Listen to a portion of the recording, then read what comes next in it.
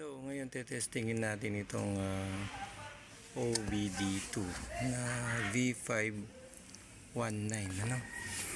dito sa sakyan. Tingnan natin yung kung aandar itong na-order natin from Shopee. So una, i-connect natin dito sa terminal port niya ito. Yan, i-connect natin dyan. Hindi ko makapa. Ayan. So, nakakonect na. Ay. Yun. Konektado na yung ating OBD. Yan. So, pagkatapos niyan, may power na siya kagad.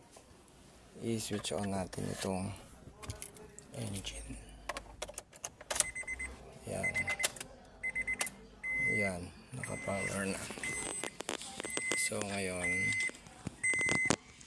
try natin kasi yung ano nito, kung makikita mo yung code itong F1, tingnan natin, pindutin natin itong F1 para makita natin kagad kung may error. Yan, scanning. Yan, no codes are anong tawag doon, ulitin natin. Yan, scanning code ay okay pala natin. Read DTC, sinasabi niyan yung diagnostic trouble code. No codes are stored. So ibig sabihin clear yung engine nya, walang error code. Okay, so okay itong ating nabiling scanner. Ayan. Tapos marami siyang data pwede mong gamitin tong inspection, maintenance, menu, tapos vehicle info. Tingnan natin tong vehicle info. Vehicle ID number. Please wait.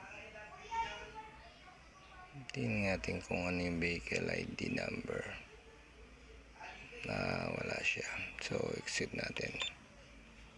Calibration ID. So exit na natin. So tingnan natin muna itong mga menu nya. Una itong read DTC. Okay, yan. So press any key. Wala. Clear DTC, diagnostic trouble code. Wala tayo. Ito freeze. Ano kaya itong freeze? No freeze frame. Okay, tapos punta tayo dito sa inspection, maintenance.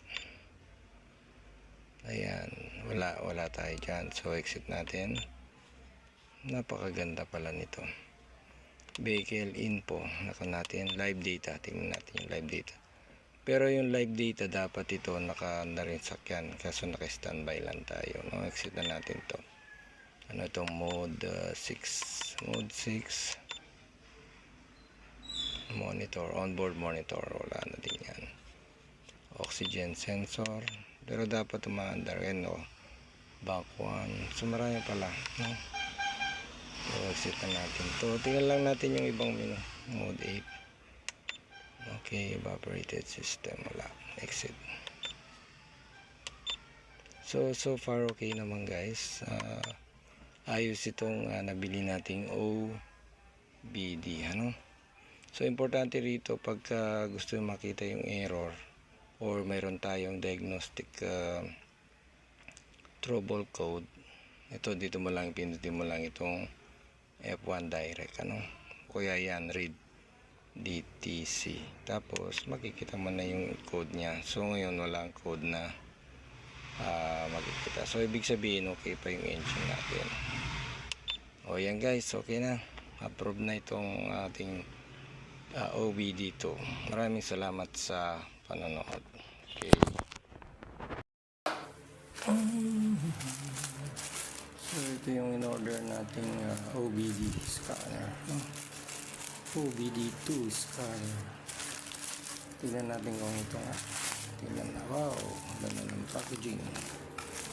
Tignan natin. Ayan. Very good. Tcharan! Wow. It's the OBD2 scanner. Check natin kung ano itong scanner na to.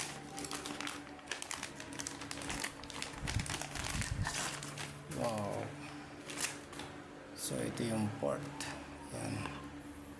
OBD2 scanner. Worth 500 pesos. Ayan. Okay.